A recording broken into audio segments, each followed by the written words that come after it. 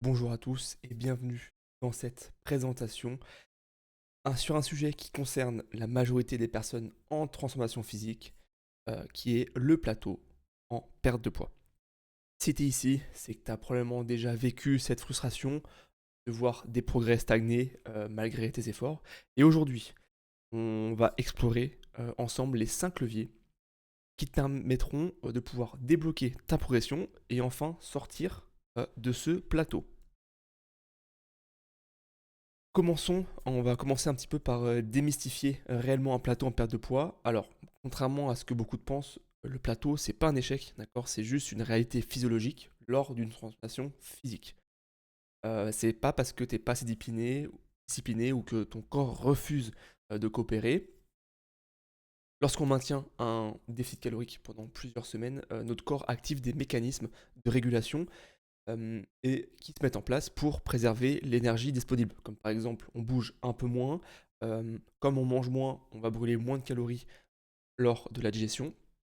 Et donc, ce qu'il faut savoir, c'est que c'est pas un échec, mais plutôt un signal que ton corps, enfin, c'est plutôt un signal que ton corps t'envoie pour faire des ajustements stratégiques pour continuer à progresser.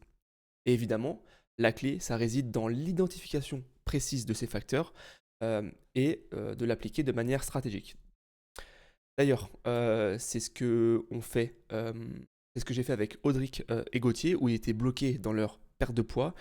Avec Audric, on a fait, une belle recomposition corporelle, donc entre ces 2 photos, il y a 1 an de différence et le poids est identique.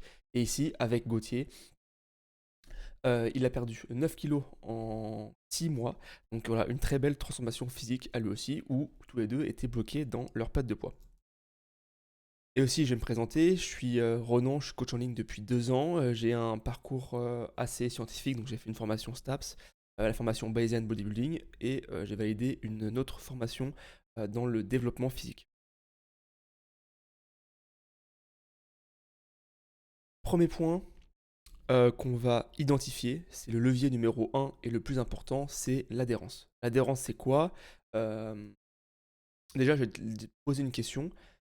Est-ce que tu suis réellement ton plan alimentaire et ton plan d'entraînement de manière constante sur la semaine? Ou est-ce que tu es en train un petit peu de naviguer dans des périodes de rigueur extrême et des écarts réguliers? Donc ça, c'est la question à se poser, la principale question. L'adhérence, c'est quoi? C'est ta capacité à suivre un plan de manière constante dans le temps. Un bon programme d'entraînement suivi à 80 voire 70% surpasse toujours un programme parfait suivi euh, à 30%. La constance bat la perfection et ça est toujours le cas. Alors, comment évaluer un petit peu ton niveau d'adhérence? Pose-toi des questions essentielles. Premièrement, est-ce que tu respectes ton plan nutritionnel? Est-ce que tu es capable de suivre ton plan au moins euh, 6, voire quasiment tous les jours de la semaine? Deuxième question, est-ce que tu es assidu sur tes séances d'entraînement? Est-ce que tu réalises toutes les séances prévues en santé? Si toutes les semaines tu sautes 1 à 2 séances, alors ton plan d'entraînement n'est pas fait pour toi. Il faudrait que tu le changes pour que tu puisses adhérer au mieux à ton plan d'entraînement. Troisième question, comment gères-tu les écarts? Est-ce que tu arrives rapidement à revenir sur ton plan après un écart sans culpabilité excessive ou est-ce que tu as vraiment du mal et tu fais du foutu pour foutu?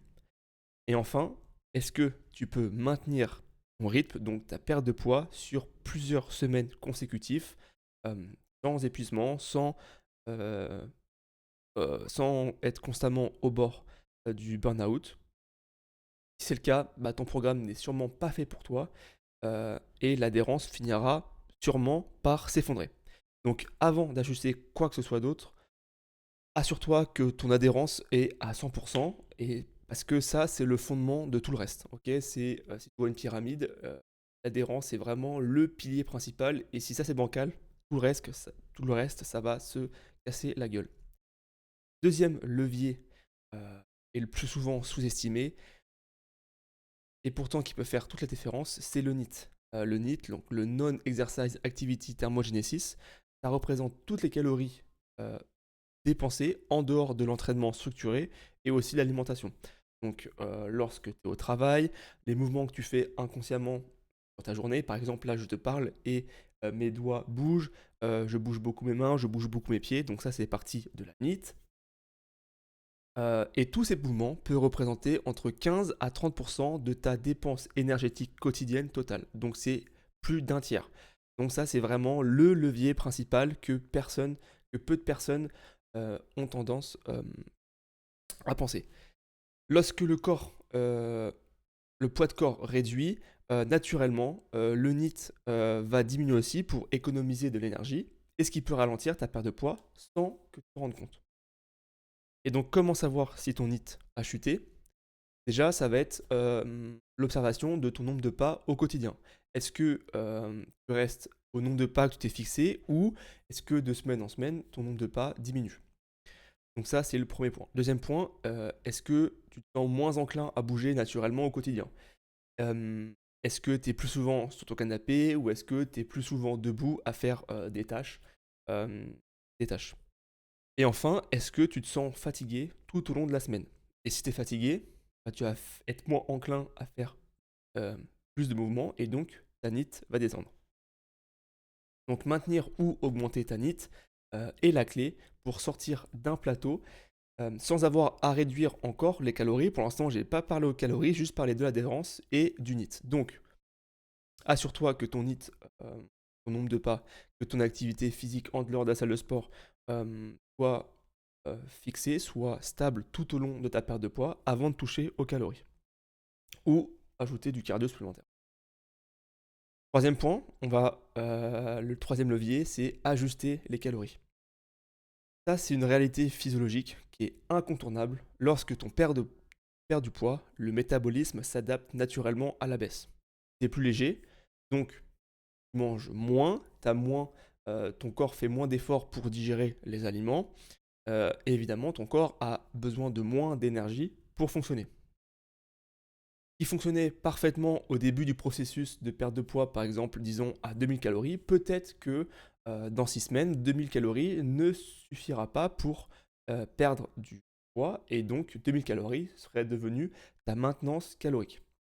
Donc, et attention, je parle d'une vraie stagnation, d'accord? Pas de fluctuation normale de quelques centaines de grammes d'un jour à l'autre. Donc ça, il faut que tu regardes ton poids, ta moyenne de poids sur une semaine et sur 2 semaines pour faire les ajustements. Donc les signaux à observer pour ajuster les calories, une stagnation du poids, une absence d'évolution des mensurations, parce que oui, tu peux perdre, enfin ton poids ne peut pas descendre, mais ton tour de taille peut évoluer. Donc avant de vouloir baisser les calories, assure-toi que tes mensurations, que ton poids stagne. Et évidemment, et le troisième point, c'est qu'il y a une baisse significative de ton énergie et tes performances à l'entraînement. Et donc, si les charges chutent, tu ne parviendras pas à terminer tes séances avec la même intensité. Et ça, c'est un signal d'alarme. L'ajustement calorique, il doit être progressif et basé sur des données objectives, d'accord? Jamais sur des suppositions. Donc il faut que tu mesures, donc tu pèses le plus souvent possible, tu fasses des moyennes, que tu analyses ce qui se passe, et enfin que tu ajustes, d'accord? Euh, donc voilà, mesure, analyse et ajuste. Fais pas ça au hasard. Dernier point, le quatrième point, c'est un levier assez stratégique que peu de gens font, alors qu'il faudrait que ce soit un peu plus reconnu. C'est une diet break, ou une pause dans ta perte de poids. En fait, il s'agit tout simplement d'augmenter temporairement ton apport calorique jusqu'à un niveau de maintenance, ok, pendant une période définie. Généralement, c'est entre 7 à 14 jours. Attention, c'est pas un cheat week, d'accord? On mange pas n'importe quoi, n'importe comment sur cette semaine. C'est structuré, c'est intentionnel, et ça vise à contrer les adaptations métaboliques négatives comme une baisse de la leptine. Et donc, cette baisse de la leptine, tu as plus tendance à avoir faim. Donc, si on arrive à augmenter cette leptine, on aura moins faim, et donc on pourra plus facilement tenir le déficit calorique. Mais évidemment, c'est un répit psychologique, donc pour maintenir ta motivation sur long terme. Mais il n'y a pas que ça. Il y a aussi le fait d'avoir plus d'énergie sur ta journée, mais aussi sur tes entraînements. Donc tu vas pouvoir mieux performer sur tes entraînements, euh, moins de fatigue mentale, une amélioration des performances et une meilleure adhérence sur le long terme. Donc voilà, planifier des diet breaks devrait être dans ton plan, dans ta roadmap de perdre de poids. euh, et c'est un outil stratégique pour optimiser ta progression sur le long terme. Et enfin, le dernier point, c'est le programme d'entraînement. Euh, c'est souvent la première chose qu'on a tendance à faire, mais il faut vraiment le prendre en dernier. Euh, pour construire du muscle, évidemment, la surcharge progressive, c'est fondamental pour créer de nouvelles adaptations structurelles et physiologiques. Donc, il faut te poser plusieurs questions. Est-ce que tu arrives à augmenter euh, le nombre, la charge, l'intensité sur tes entraînements pour continuer à stimuler l'adaptation? Aussi, il faut varier le stimulus, donc varier les fourchettes de répétition, la courbe de résistance des exercices. Donc voilà, ne pas se fier uniquement au 4x12, mais avoir une variété de fourchettes de répétition, une variété d'exercices pour chaque groupe musculaire, pour les travailler dans différentes positions. Évidemment, il faut que le programme il soit adapté en fonction de tes objectifs et de ta réponse à l'entraînement. Peut-être que lorsque tu es en surplus calorique, tu es arrivé à progresser avec 15 séries par groupe musculaire par semaine. Mais maintenant que tu es en déficit calorique, tu as moins de calories, moins d'énergie à disposition, et du coup, tu peux juste performer avec 10 séries dans la semaine. Donc ça, il faut vraiment que ce soit spécifique. Évidemment, il faut qu'il y ait, comme j'en parlais aussi du coup, un certain équilibre entre le stress et la récupération. Si tu as un trop gros stress et pas assez de récupération, il y aura une grosse accumulation de la fatigue, et donc, tu n'arriveras pas à progresser. Donc, les indicateurs. Maintenant qu'on a exploré pardon, les 5 leviers, on va parler des indicateurs qui permettent d'évaluer si ton programme fonctionne réellement. Parce qu'au final, bah, peu importe à quel point un programme te semble parfait sur le papier, ce qui compte, c'est les résultats qui sont mesurables euh, que génère ton programme. Donc, le premier point, c'est pression mesurable. Est-ce que tu arrives à collecter des données objectives et fiables? Est-ce que, du coup, deuxième point, tu arrives à analyser tendance, identifier le levier prioritaire à ajuster. D'accord. Donc, si ton poids stagne, et bah, peut-être que il faut voir du coup ton HIIT, donc ton nombre de pas, ton activité physique en dehors de la salle, et donc en fonction de ça, ajuster sur le quatrième point, appliquer un changement unique et mesurable. D'accord. Tu vas pas augmenter, enfin diminuer d'un seul coup tes calories et augmenter d'un seul coup ton nombre de pas, par exemple. Ok. Il faut le faire par petites touches, sinon bah, on ne sait pas ce qui a fonctionné. D'accord. Et ensuite, après les ajustements, bah, évaluer l'impact et réajuster si nécessaire. D'accord.